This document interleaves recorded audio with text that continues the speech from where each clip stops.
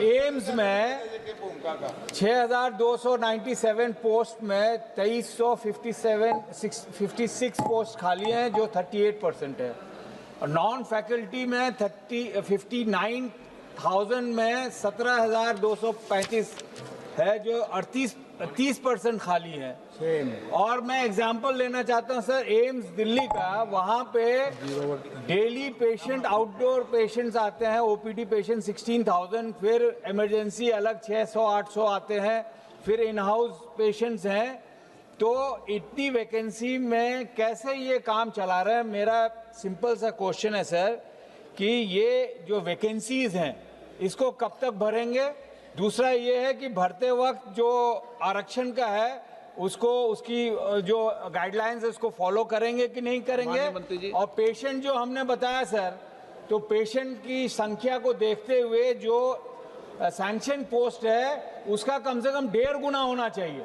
तो अगर देखा जाए तो 50% स्ट्रेंथ में इतने आबादी को कैसे ये केटर करते हैं? अगर इस पे ध्यान नहीं दिया जाएगा तो मंत्री महोदय, हेल्थ सर्विसेज ठप हो जाएंगी सर, वो भी एम्स में। महत्वपूर्ण प्रश्न है सर। सर मेरा जवाब आया नहीं सर, मैंने सिंपल सा पूछा था कब वैकेंसी भरेंगे।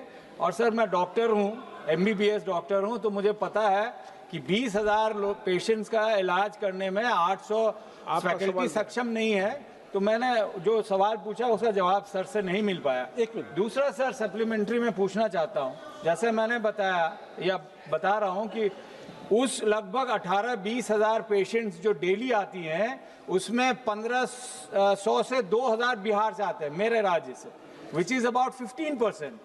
बिहार में 29 फरवरी 16 को हेल्थ मिनिस्ट्री को जब यहाँ से प्रपोजल गया सेंटर से कि बिहार में भी खोलना है, तो ये 27 जिलों में चिट्ठी गई कि भाई किसके पास 200 एकड़ जमीन है।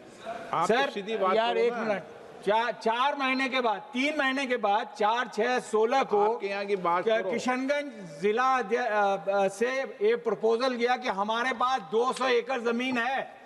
और 1 महीने के बाद सर 16-17 छोटे छोटे किसान लोगों ने जमीन एम्स को दान किया कि वहां पे एम्स बने, लेकिन अनफॉर्चुनेटली किशनगंज को नहीं दिया गया, ये दरभंगा को दिया गया। और दरभंगा में सर 187 सर आधा सेकंड सर, 187 एकड़ है, 200 एकड़ नहीं है जो मांग थी, 187 वो मार्शी लैंड है,